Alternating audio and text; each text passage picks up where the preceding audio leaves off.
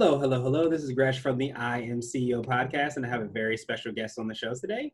I have Kristi of Culture Works. Kristi, it's awesome to have you on the show. So nice to be here. Thanks for having me. No problem. Super excited to have you on. And before we jumped in, I want to read a little bit more about Kristi so you can hear about all the awesome things that she's doing. And Kristi Pastori is of CultureWorks, and she's the CEO of CultureWorks, a San Diego-based company focused on aligning purpose, people, and process to maximize success through dynamic company culture operations. Kristi, are you ready to speak to the I Am CEO community? I am. Let's do it. Let's do it. So to kick everything off, I wanted to kind of rewind the clock a little bit and go through what I call your CEO story and hear what led you to start your business. Awesome. Well, I have been in, I guess, the people business for a while now. I kind of fell into HR, worked my way into HR operations. I love people, and then I really found my passion with people and connecting business owners. So really enjoy working with business owners and trying to find them the right team and help them build the right team. And it's a true passion of mine. So I decided, if I could do it and teach 20 people, and those 20 people could teach 50 people and so on. That's kind of my jam and the vision I have. And obviously the need in the market is huge for what we're doing in our space right now to develop middle management and what that looks like. And I think just I'm a businesswoman too. So I think there's a huge need in the market, the workforces, and I think it's something most companies need right now with where we're at in society. Yeah, it's so funny. You said you're kind of in the people business. I almost feel like, and I don't know if you would definitely agree with me, that I feel like all businesses should be in the people business, because when we peel back the onion of businesses, we forget that it's made up of people, and understanding how to communicate, connect with, get the right people on board. Those are some of the foundational bricks, at least in my opinion, to what builds a successful business. Absolutely. Yeah. I mean, the people are the building blocks of our future, right? So if you can get that all aligned with companies, you're golden. Yeah, absolutely. And I know what exactly you guys focus on. So I wanted to drill down a little bit more and hear a little bit more on how exactly you do that. Can you tell us how you serve the clients you work with? Of course, yeah. We kind of meet the client in the middle where they're at. So we really like to work with small to mid-sized clients that either don't have an HR department, or they maybe have one person wearing an HR hat, and they need some help there and support. So we really partner with small to mid-sized companies, and we align purpose, people, and process.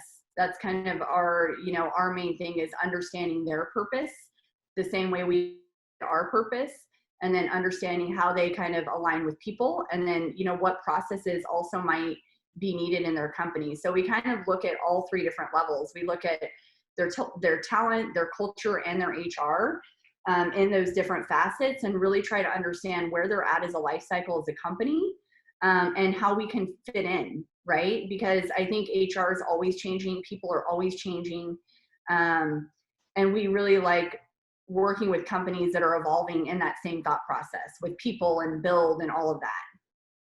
Yeah, that's absolutely huge. And it kind of sounds like the way you were describing it, and please, of course, correct me if I'm wrong, it kind of sounds like three rungs of a chair, where all of those things are needed to be and have that successful business. And I love the fact, too, that, it kind of sounds like somewhat of obviously you have the expertise, but also kind of listening to the client and understanding exactly what their purpose is, what the people that are there, and then making sure that you set them up for success as best as possible. Yeah, absolutely. It's so important to me to be aligned with the right companies on our end too, because I believe you get what you attract.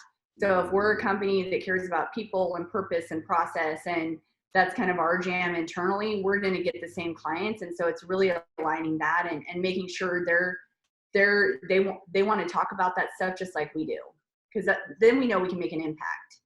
Yeah, absolutely. Especially when you're singing the same tune, listening to the same jam, and talking the same language is so important in terms of being successful. So it's great to see, and I love that kind of aspect of sometimes what you are is what you attract, whether it be individually or as an organization. And I think that's why it's so important to kind of get those three rungs in place, personally, and then it starts to manifest itself in a lot of the work that you do. Yeah, for sure.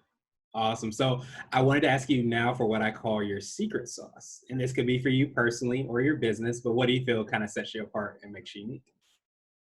Well, you probably won't be surprised by hearing this answer, but I think it's the people, to be honest. The people is what differentiates us. I think, for us, we really try to find the people that are fired up about what we're doing, right? It's not like we're doing fractional HR, leadership development, and recruiting in layman's terms, right? So if you think about that, it's really finding the people that are fired up about that and that they care about that cause and they want to do it.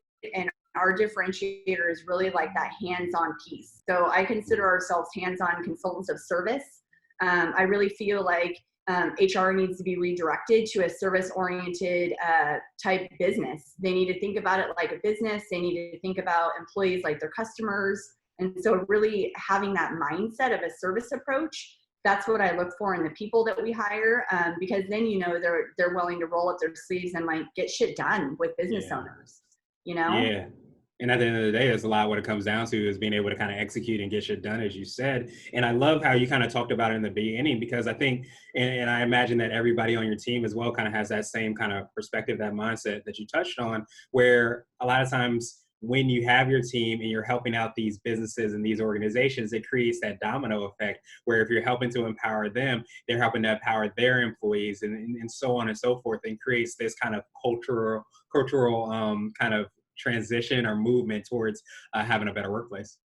That's it. That's it. That's our jam. That's culture operations. We operationalize the culture, and it's finding people on my team that enjoy working with operations and not just in HR in a silo, right? Like I like to hire people that come from hospitality, have worked in operations, and really want to connect with the people that they're going to help create processes that are connected. That's extremely powerful, and even like I said, I feel like because we forget about that people part of business so much, that being able to have people from different backgrounds, different levels of expertise, it sounds like too, that presents these different perspectives, this different opportunity to engage and create connections and relationships, and again creates a phenomenal environment. Yep, that's it. Awesome, awesome, awesome. So I wanted to switch gears a little bit, and I wanted to ask you for what I call a CEO hack. So this could be like an app, a book, or a habit that you have, but what's something that makes you more effective and efficient? Yeah. So something I've been doing for 3 years, something like tangible that that I think is an awesome exercise. We do a family vision board every year. We do it on New Year's Day. It's pretty rad. I have my family go through purpose exercises, like what are their goals? How can we create self accountability, but then hold each other as a family unit accountable to that. I'm all about creating like personal connection goals so we do a family vision board. We pick our bucket list of where we're going that year on vacation. We pick our family values, our accountability with personal goals. That actually translates into business. We do that at work as well. From a CEO perspective, I think I replace TV with books and podcasts as much as possible. Get a coach, do meditation, do whatever you need to do to figure out your own emotional intelligence and self-awareness, because I believe that's the ticket. So whatever your jam is, find it, but keep evolving, I have a lot of books I'd recommend. I think Four Agreements is one of a personal favorite. Emotional Intelligence 2.0 is another favorite. Good to Great, of course, it's an old school one, but still a favorite. But yeah, I think, and the biggest thing I can tell you is your people will solve your problems. When you have issues, talk to your people. They're the closest to the solution usually, and really leveraging your team, and people outside of you. Yeah, absolutely. And I think what they're kind of saying is if you're the quote unquote smartest person in the room, you need to find a different room, because I think that's why you lean on your teammates. You lean on the people because they have that expertise. They are closer maybe to being able to solve the problem. And I think as leaders, especially if we aren't kind of aware of those things that the teammates can provide and make sure we're having the right people in place, that can be to our detriment. And I absolutely love kind of having that done, through the family, and understanding exactly like what success even is, because I think so many times we can start out the year or go through life or can go through every day and not even sure where we're trying to go. And it's hard to reach success or even be, I think, happy or fulfilled if we don't understand what success is, what our goals are going to be. So I love that from the family and organization and all around. I love, yeah, it's true, because I truly believe that every person has a different idea of success. And I don't think that needs to be monetary. I think that could be anything. And so I think it's like aligning that for the individual, and then that translates exactly what you said to role alignment with the company and value alignment with the company. And when you have that synergy, you're like golden after that. Yeah. Like I'm on my third fractional HR company because role and value alignment didn't mesh up. So like it's the ticket, it's the key.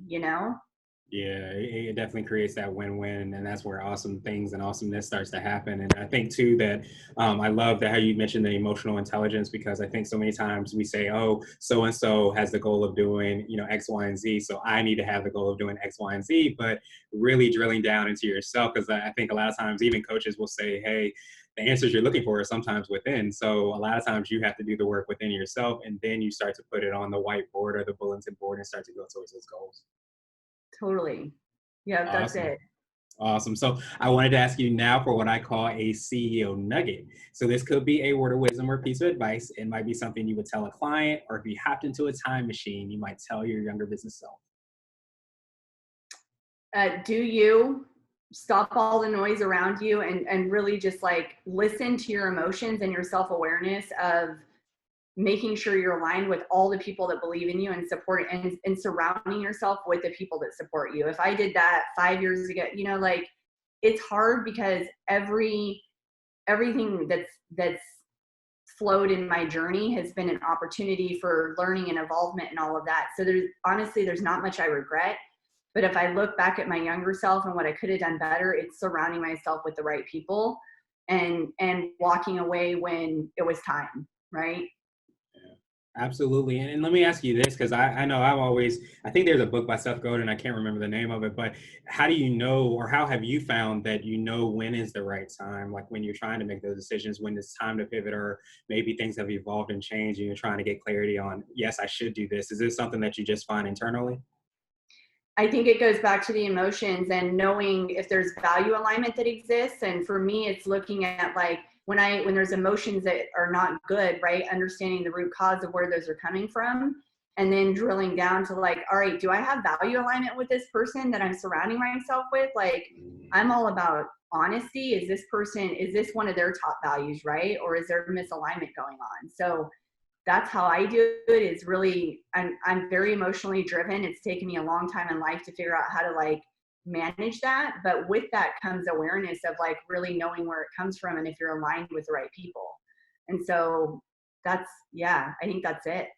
Yeah, and it's extremely powerful. And I love to, like, again, kind of the exercise you had, that you mentioned with the family at the beginning of the year, because I think so many times we don't realize that we evolve as well too, as much as the people around us evolve. If we're not always checking in and seeing like where we are emotionally, goals wise, we can easily, be running the wrong race, so to speak. And it's important to kind of check in on that on a regular basis. And I love that you're able to do that and remind us of how important it is as well. Yeah. Yeah. It's all about law of attraction and focus for me, like I believe that wholeheartedly. Yeah, absolutely. You get what you sometimes put out or attract or look for. So you got to be very aware of what you're putting into your mind and your body and every aspect of yourself. So I wanted to ask you now my absolute favorite question, which is the definition of what it means to be a CEO. And we're hoping to have different quote unquote CEOs on the show. So Christy, what does being a CEO mean to you?